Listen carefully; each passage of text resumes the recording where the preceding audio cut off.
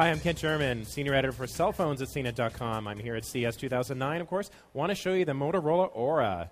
This is a real interesting phone. Motorola introduced it earlier this year. What it is actually a very design-centric phone, as you might see. Was inspired by high-end watches. So, a few things unique about this phone. It is the only phone with a completely circular display. What we have seen before is we've seen phones that maybe the frame surrounding the screen is circular, and then the actual display itself is square. But it is very interesting in that sense. You can see have a clock design here, so it actually does look like a regular clock or regular watch.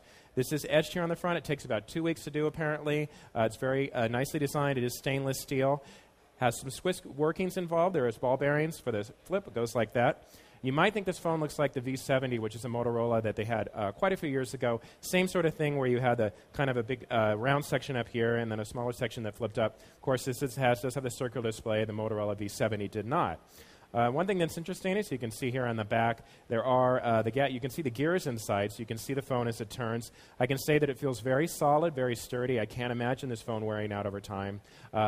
It's a lot of phones that have the swivel design. We've seen those before. Swivels tend to fall out or tend to wear out over time that I've discovered. I had a Sony Ericsson that was a swivel, and it just broke pretty quickly. So this is nice. It definitely feels solid in the hand. It is a bit heavy. Certainly not a phone that you could slip in a pocket, but certainly not a phone that you'd want to slip in a small purse around the pocket because it does feel a little weighty. But, of course, with that with that heaviness, you do get a very solid phone, very sturdy, so I do like it in that sense.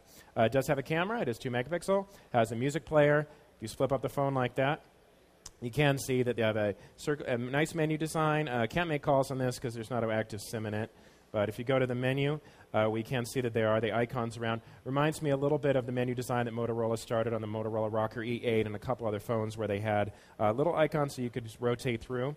Have a navigation toggle here in the middle. It's pretty nice. It is raised above the surface of the phone. It is a little big. And a nice section of keys. Keys are flat, but they were a little slippery, but I did feel like I could use them pretty easily. Just a volume rocker. There is a memory card. It is behind the battery, or it is behind the battery cover, which I'm not the biggest fan of, but does nice to have the memory. Has all the features you might expect, sort of a mid-range feature set. Has that megapixel camera, has a music player, has organizer features, and has messaging and email and things like that. So pretty interesting phone, pretty flashy, pretty fashionable. Will cost you. It is $199.99. That's $1,999. It is available on Motorola.com. Carrier does not offer this, and I can't imagine a carrier in the U.S. at least offering it.